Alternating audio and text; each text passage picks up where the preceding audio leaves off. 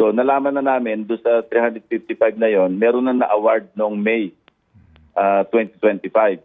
Tapos may sinasabi si Bryce Hernandez na 355 million pesos na binagsak di umano. Sinasabi niya, ito di umano to, alegasyon niya, na binagsak daw ni Senator Jinggoy.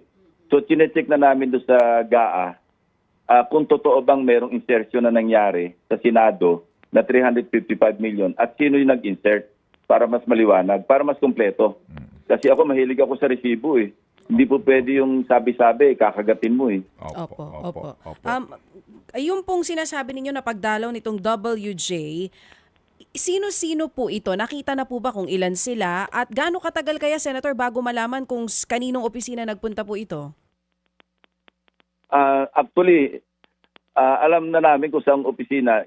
Gusto ko lang ma-validate na kung totoo yung opisinang napuntahan. Kailan maingat. Pero lalabas naman niya, ipapakita ko yung sa pagdinig, yung mismong CCTV footage kung saan opisina siya nagpunta. Ano ho bang at sino yung kinausap niya. Ano ho bang kung makikita kung sino kausap. Ano ho bang kahalagahan nun, Senador, para maintindihan po ng taong bayan? Yung footage na yan at yung pangyayari. Go ahead, sir. Ang tawag ng abogado dyan, circumstantial evidence. Pag pinagdugtong-dugtong mo, yung kinunik mo yung dot, merong pahayag si Bryce Hernandez na ganito. Ibabangga mo yung sa record, official record ng General Appropriations Act ng 2025. So nalaman na namin doon sa 355 na yon, meron na award noong May 2025.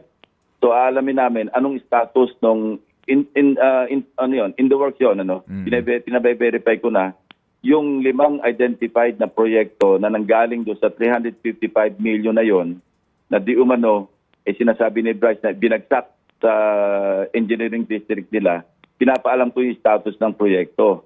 Kung baka mamaya pareho noong sa SIMS at saka sa IM na hindi naman ginawa, pero umandar yung papeles at naningil. Yun ang gusto ko malaman.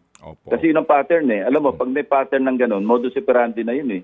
Kasi 6 yung case studies o kaso yung pinakita ko doon sa privilege speech na iba-iba pero halos pare-pareho tulad yung iisang larawan yung ginamit para makasingil na uli sa second at saka sa third billing. Yung mga ganon.